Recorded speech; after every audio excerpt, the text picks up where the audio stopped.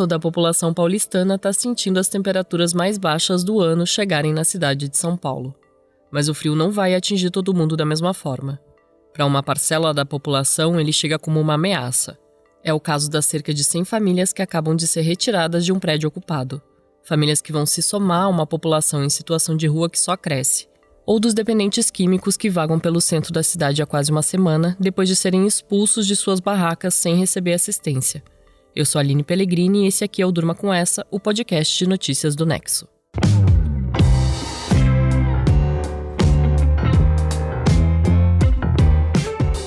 Olá, eu sou a Letícia Arcoverde e estou aqui com a Aline para apresentar esse podcast que vai ao ar de segunda a sexta no fim da tarde e início da noite, sempre com notícias que podem continuar a ecoar por aí.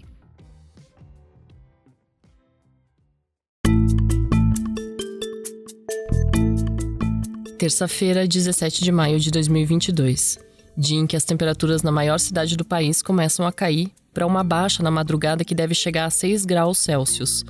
A sensação térmica em São Paulo deve ser menor ainda e chegar aos 3 graus. Essa temperatura deve se manter na quinta-feira e subir um pouco a partir de sexta. O centro-sul do Brasil vai sentir muito essa entrada dessa massa de ar polar, porque ela está entrando assim com uma intensidade muito forte e ela vai entrar... Você ouviu aí o meteorologista Mamedes Luiz Melo, do Instituto Nacional de Meteorologia, numa entrevista para o canal CNN Brasil. A chegada do frio no país traz junto um problema social em várias frentes, em especial para quem não tem uma casa para se abrigar. Nessa terça-feira, véspera do dia mais frio do ano na capital paulista, a Polícia Militar expulsou pessoas de um prédio na Rua Augusta, no centro da cidade. O local tinha sido ocupado no início de abril pela Frente de Luta por Moradia. Durante a reintegração de posse, que foi autorizada pelo Supremo Tribunal Federal no dia 10 de maio, famílias que estavam sendo retiradas do lugar reclamaram da truculência policial. Segundo moradores da ocupação, uma mulher entrou em trabalho de parto durante a ação. 300 pessoas que moravam na ocupação foram para as ruas, sendo cerca de 80 delas crianças. As famílias protestaram na frente do prédio por não ter para onde ir. A prefeitura disse em nota que foi feito um trabalho prévio no local e que foram oferecidos serviços socioassistenciais para as famílias. Já os moradores da ocupação dizem que foram oferecidas vagas em albergues, mas que não tinha vaga para todo mundo. Essas famílias expulsas do prédio se juntam agora a um crescente número de pessoas em situação de rua. Nos 2 primeiros anos da pandemia de Covid-19, o número de pessoas vivendo nas ruas de São Paulo aumentou cerca de 30%. Em 2019, antes da disseminação do novo coronavírus pelo mundo, eram cerca de 24 mil pessoas nessa condição na maior cidade do país. Esse número saltou para cerca de 32 mil em 2021. O censo da população em situação de rua de 2021, divulgado pela Prefeitura de São Paulo em janeiro de 2022, mostrou uma mudança também no perfil dessa população. O levantamento registrou um aumento de famílias e crianças vivendo nas ruas, devido à perda de renda, e uma explosão de barracas que vêm sendo improvisadas em praças e debaixo de viadutos como moradia. Para se ter uma ideia do que representa essas 32 mil pessoas em situação de rua na capital paulista, cerca de 70% das cidades do estado de São Paulo têm populações menores do que isso. O número já é alarmante e integrantes de movimentos sociais e estudiosos estimam que houve uma subnotificação nesse censo da prefeitura. O Movimento Estadual da População em Situação de Rua, por exemplo, estima que atualmente a cidade de São Paulo tem mais de 66 mil pessoas vivendo em situação de rua, ou seja, o dobro do contabilizado oficialmente. O cálculo do movimento considera os atendimentos para documentação e entrega de marmitas à população que vive nas ruas. O aumento dessa população é visível. Uma pesquisa do Datafolha, feita no início de abril, mostrou que 8 a cada 10 paulistanos e cariocas dizem ter percebido aumento na população em situação de rua nas capitais de São Paulo e Rio de Janeiro.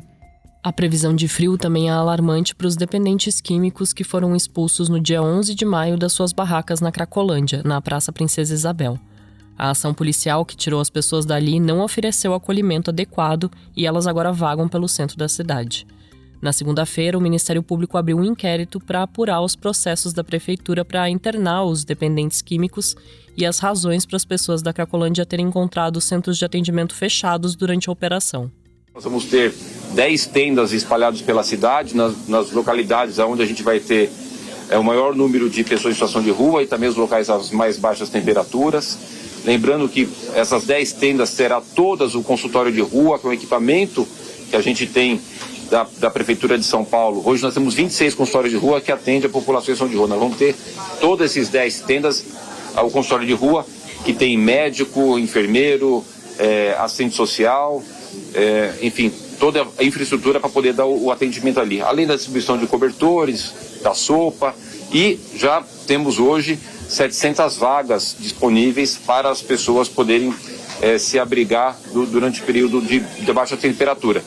Aí o prefeito de São Paulo, Ricardo Nunes, falando a jornalistas na segunda-feira sobre as ações que a prefeitura vai tomar contra o frio.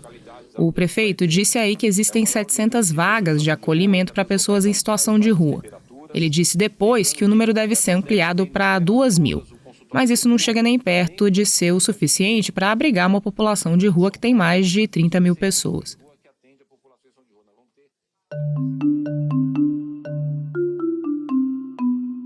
Pelo menos 16 pessoas morreram pelas baixas temperaturas na cidade de São Paulo ao longo do inverno de 2021, segundo o Movimento Estadual das Pessoas em Situação de Rua. Muitas dessas mortes aconteceram em madrugadas em que a temperatura chegou aos 6 graus Celsius, que é a previsão para a madrugada dessa quarta-feira na cidade. O frio pode levar à morte quando há hipotermia, o que acontece quando a temperatura corporal fica abaixo de 35 graus. O corpo, nessa temperatura, tem dificuldade para continuar funcionando normalmente. A temperatura é regulada por uma área no cérebro chamada de hipotálamo, que tenta evitar que o corpo perca calor para o ambiente. Mas a atuação do hipotálamo pode ser insuficiente em situações de frio intenso. As chances de que a hipotermia aconteça aumentam nos períodos mais frios, especialmente quando há quedas abruptas de temperatura. Isso dificulta que a pessoa tome medidas protetivas a tempo, como ir a um abrigo ou se agasalhar adequadamente. Como reação ao frio intenso, o corpo reduz a circulação periférica e ocorrem tremores nas mãos, que podem aumentar o calor por meio de movimento. Essas reações são tentativas do hipotálamo de preservar o calor, especialmente em partes mais sensíveis à queda de temperatura, como o cérebro e o coração. Se o corpo não for aquecido, o quadro se agrava e a pessoa fica com uma capacidade menor de se proteger ou de buscar ajuda. Os primeiros sintomas da hipotermia são espasmos musculares, dificuldades motoras e a mudança de cor nas extremidades, que ficam cinzentas ou arroxeadas. As atividades químicas no cérebro são prejudicadas e normalmente a vítima do frio sente confusão mental. Ela fica sonolenta, os tremores param e os batimentos cardíacos ficam mais lentos e irregulares. Caso não receba atendimento médico, o ritmo cardíaco cai ainda mais, o corpo tem falência celular e o quadro pode levar à morte.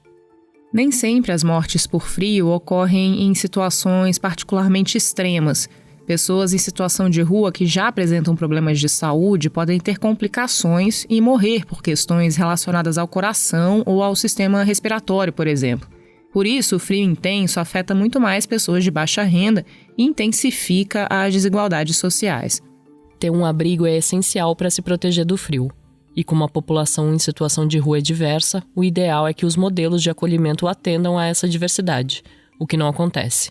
No censo de 2019 da Prefeitura paulistana, a maior parte das pessoas em situação de rua na cidade disse que prefere ficar exclusivamente nas ruas a procurar abrigos e centros de acolhida. Isso se deve a diversos fatores. Mais de 1/3 das pessoas em São Paulo que estiveram em um dos centros de acolhimento encontrou colchões sujos, enquanto outros não receberam alimentação ou não puderam repeti-la.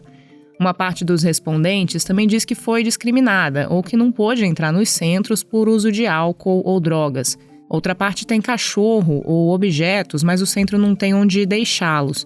As famílias na rua acabam não indo para centros porque muitos deles separam homens e mulheres. Esses dados ajudam a entender por que, mesmo com adversidades, algumas pessoas não buscam esses locais. O cenário produz uma situação contraditória. Apesar das vagas nos centros não serem suficientes para todos, parte delas às vezes fica ociosa. Além de problemas estruturais da política de assistência, também existe falta de planejamento nas ações da prefeitura, que poderia se antecipar a chegada de frentes frias, mas nem sempre faz isso. É muito comum que haja aumento de ações da sociedade civil para contribuir com a população em situação de rua em momentos de mais dificuldade, como aconteceu no início da pandemia e também ocorre em períodos de frio. Mas essas acabam sendo soluções temporárias, que não substituem políticas públicas continuadas. Isso fica mais claro sempre que os dias frios voltam, e com eles a preocupação com quem vai enfrentá-lo na rua.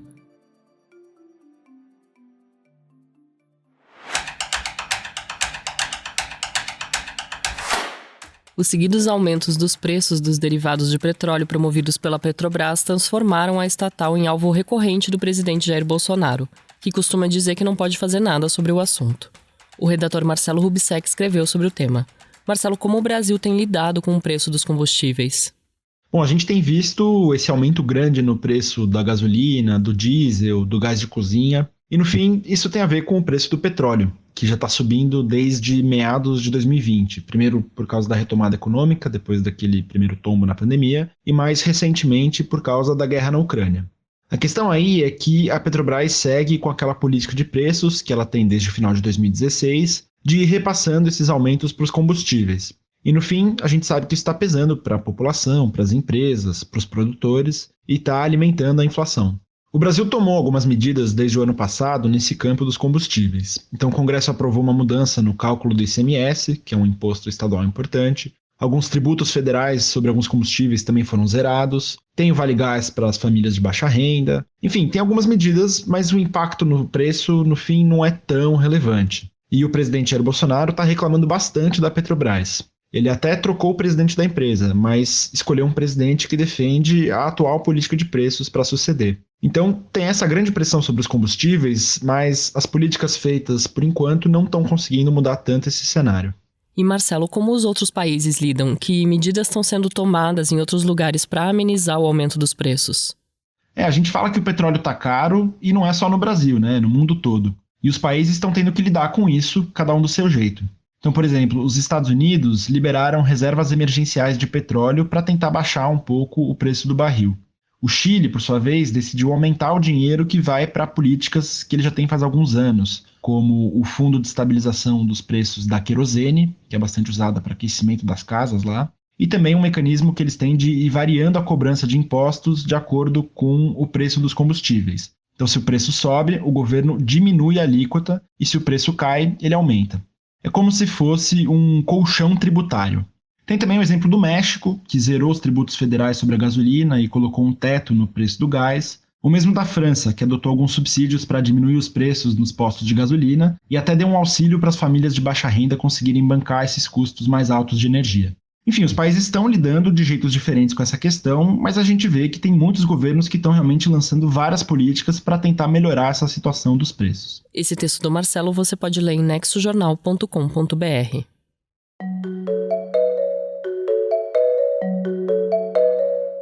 A Finlândia e a Suécia avançam nos seus pedidos para ingressar na OTAN.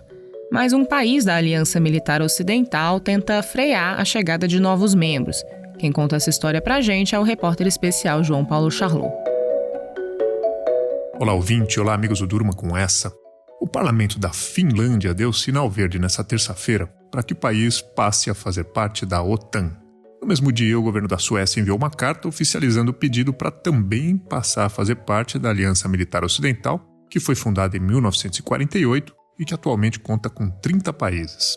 Os finlandeses e os suecos estão fazendo isso porque têm medo de sofrer o mesmo destino da Ucrânia, que foi invadida pela Rússia em 24 de fevereiro. E a Rússia diz que invadiu a Ucrânia por, entre outros motivos, ter medo da expansão da OTAN. Os ucranianos manifestaram o desejo de entrar para o bloco em 2008, mas a coisa nunca foi adiante. Agora, a adesão da Suécia e da Finlândia esbarra num problema inesperado: a ameaça de veto por parte do governo turco. A Turquia é parte da OTAN desde 1952, mas o atual presidente, Recep Tayyip Erdogan, está fazendo jogo duro e ameaçando vetar a adesão dos nórdicos. O motivo está ligado a questões de agenda doméstica da Turquia. A questão é que Erdogan tenta esmagar dois movimentos internos. Um deles é o Hizmet, um grupo de oposição coordenado por um clérigo muçulmano chamado Fethullah Gulen, que vive em exílio nos Estados Unidos. O segundo movimento é o dos curdos, que formam uma etnia minoritária que reivindica a criação de um território autônomo que pegaria uma parte da Turquia.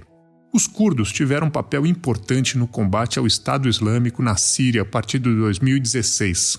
Finlândia e Suécia decretaram um embargo de venda de armas à Turquia para evitar que Erdogan reprimisse os curdos, que tinham se tornado um aliado estratégico do Ocidente contra o terrorismo do Estado Islâmico naquele momento. Além disso, Finlândia e Suécia estão entre os países que receberam parte da diáspora de opositores que o governo turco passou a perseguir depois que disse ter sido vítima de uma tentativa de golpe de Estado em 2016, protagonizado, entre outros, por membros do PKK, o Partido Curdo, e do Hizmet de Fethullah Gülen. A agenda de discordâncias entre Turquia, Suécia e Finlândia é, portanto, extensa. O processo de adesão à OTAN pode levar até 1 ano, o que tornaria a Turquia fiel da balança às vésperas de suas eleições parlamentares nacionais, que estão marcadas para junho de 2023, e nas quais Erdogan certamente deseja figurar como um líder forte diante das maiores potências do mundo.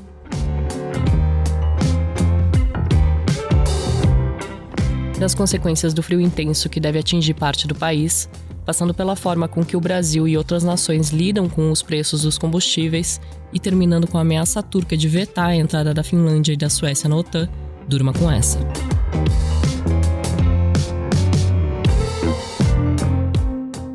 Com roteiro de Aline Pellegrini, produção de Letícia Arcoverde, participações de Marcelo Rubissec e João Paulo Charlot e edição de áudio de Roberto Soares, termina aqui mais um Durma com essa. Amanhã tem mais. Até lá!